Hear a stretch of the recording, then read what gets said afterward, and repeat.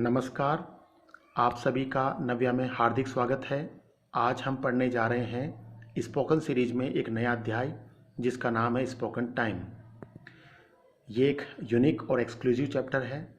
ये एक ग्रामर से अलग और प्रैक्टिकल चैप्टर है और इसमें हमें ना तो कोई रूल्स ना ही फॉर्मूले की आवश्यकता होगी।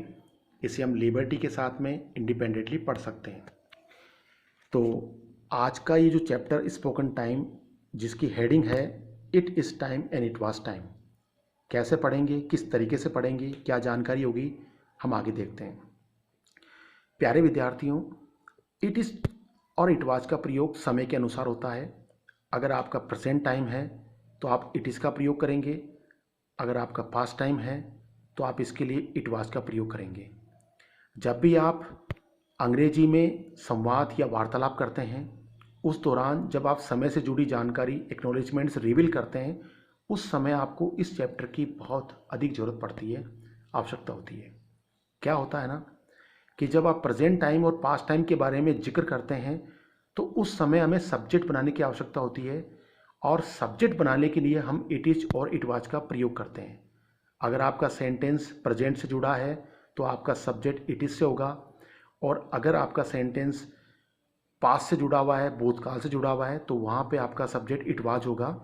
ये आपके सामने स्क्रीन पे दिया गया है, आप यहाँ से पढ़ सकते हैं। हम यहाँ पे कुछ एग्जाम्पल देखते हैं जहाँ से आपको अच्छी तरह से जानकारी मिल जाएगी। 8 बज गए हैं, 7 बज गए हैं, 3 बज गए हैं। इन तीनों सेंटेंस को आप ध्यान से देखिए, ये प्रेजेंट टाइम से रिलेटेड है, वर्तमान समय से हैं और इन तीनों सेंटेंस में हमने इट इज़ का प्रयोग किया। क्यों किया? क्योंकि वर्तमान समय। अगर यहाँ पे समय भूतकाल का होता तो हम इनकी जगह इट वाज का प्रयोग करते हैं, जो कि आप आगे एग्जाम्पल में देख सकते हैं। आगे हमने समय का प्रयोग किया। यहाँ एक ध्यान रखने योग्य बात है कि आप समय के साथ में AM, PM या ओ क्लॉक का प्रयोग कर सकते हैं, वो आप पे डिपेंड होता है। जो आपका रियल टाइम होता है, रियल टाइम मॉर्निंग का है तो आप AM का प्रयोग करिए, रियल टाइम आपका इवनिंग का है तो आप PM का प्रयोग किए, वो आप पे डिपेंड करता है। ये तो एक बेसिक जानकारी है जो आप सभी को पता है, लेकिन इस चैप्टर को फिर हम क्यों पढ़ रहे हैं? ये बेसिक चैप्टर नहीं है, क्योंकि हमने अभी तक जो पढ़ा वो बेसिक है, लेकिन अब जो हम पढ़ने जा रहे हैं वो बेसिक नहीं है, वो स्पेसिफिक एक्नॉलेजमेंट्स है। क्या है हम आगे देखते हैं। हम आगे आपके सामने एक सारणी प्रस्तुत कर रहे हैं, एक स्ट्रक्चर पेश कर रहे हैं। इस स्ट्रक्चर में आप देख सकते हैं कि कुछ स्पेसिफिक समय के बारे में जानकारी दी गई है, जैसे कि 15 मिनट। 15 मिनट को अंग्रेजी में क्या कहते हैं? क्वार्टर। यस, क्वार्टर का मतलब होता है 15 मिनट। ठीक है, आपको समझ में आ गया। आगे देखिए, सवा को अंग्रेजी में क्या कहते हैं? पौने को अंग्रेजी में क्या कहते हैं? सवा का मतलब होता है 15 मिनट, जो कि हमने पहले पढ़ा। पौने को भी हम कहते हैं 15 मिनट। तो सवा का मतलब होता है एग्जैक्ट टाइम से 15 मिनट ज़्यादा होना और पौने का मतलब होता है एग्जैक्ट टाइम से, यानी कि घड़ी के टाइम से 15 मिनट पहले होना। अगर 15 मिनट ज़्यादा हो जाए तो उसे कहते हैं क्वार्टर पास्ट, और अगर समय से 15 मिनट पहले की बात हो उसे हम कहते हैं क्वार्टर टू। बिल्कुल राइट।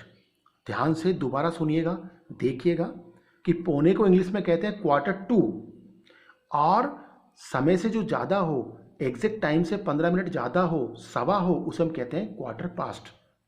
आगे पढ़ते हैं 30 मिनट के बारे में कि 30 मिनट क्या होता है। 30 मिनट का मतलब होता है हाफ टाइम।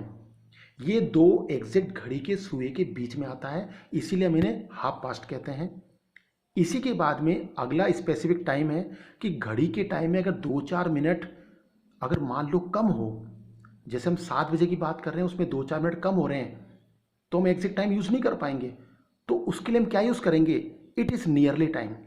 2-3 एग्जाम्पल और भी आपके सामने स्क्रीन पे दिए गए हैं, आप यूज़ कर सकते हैं। It is nearly 9, it is nearly 8। जैसे कि समझिए आप कि 8 बजने में 5 मिनट कम है तो आप यूज़ करेंगे इट इज़ नियरली 8। आप उसके स्थान पे ये भी यूज़ कर सकते हैं इट इज़ 5 मिनट टू 8। इसी तरह से अगली सीरीज में देखते हैं कि घड़ी के टाइम में अगर 5-7 मिनट ज़्यादा हो जाए, हम एग्जैक्ट टाइम की बात कर रहे हैं, हमें 7 बजे किससे मिलना है, 2-4 मिनट ऊपर हो गए, तो उसे आप कैसे पढ़ेंगे?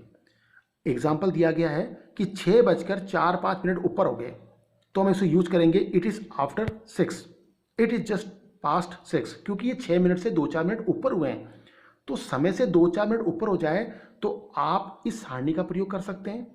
2-4 मिनट कम हो तो भी सारणी का प्रयोग कर सकते हैं। आप इस जो डिस्प्ले में जो सारणी दी गई है उसका यूज़ सही तरीके से करके और आप अपने स्पेसिफिक टाइम के जोन में जाकर इजीली सेंटेंस को यूज कर सकते हैं।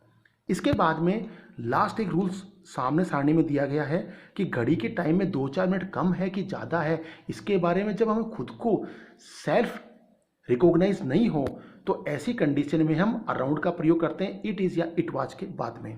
अगर आपका प्रेजेंट टाइम है तो इट इज़ अराउंड, अगर आपका पास्ट टाइम है तो इट वाज अराउंड का यूज़ कर सकते हैं। तो उम्मीद करता हूँ कि आपको ये सारणी समझ में आई होगी। अगर आपको सारणी समझ में आई है तो हम 2-4 एग्जाम्पल आगे लेते हैं और उसके द्वारा इस चैप्टर को समझने का प्रयास करते हैं। आपके स्क्रीन पे 2-4 एग्जाम्पल दिए हुए हैं, देखिए ध्यान से। 7:30 बज गए थे, यानी कि ये टाइम पास्ट का है, तो इट वाज हाफ पास्ट। 7:30 का मतलब हाफ पास्ट, 7 से ऊपर था तो हाफ पास्ट 7। इट वाज क्यों लगाया? क्योंकि ये पास्ट टाइम था। इसकी जगह आप इट वाज 7:30 भी यूज कर सकते हैं, जो एक बेसिक रूल्स है, बेसिक फंडामेंटल है, यूज कर सकते हैं, नो मैटर। लेकिन आप अच्छी तरह से यूज करना चाहते हैं तो इट वाज 7:30 यूज करना होगा। 3:15 बजे थे, सवा का मतलब 15 मिनट ज़्यादा, तो इट वाज क्वार्टर पास्ट।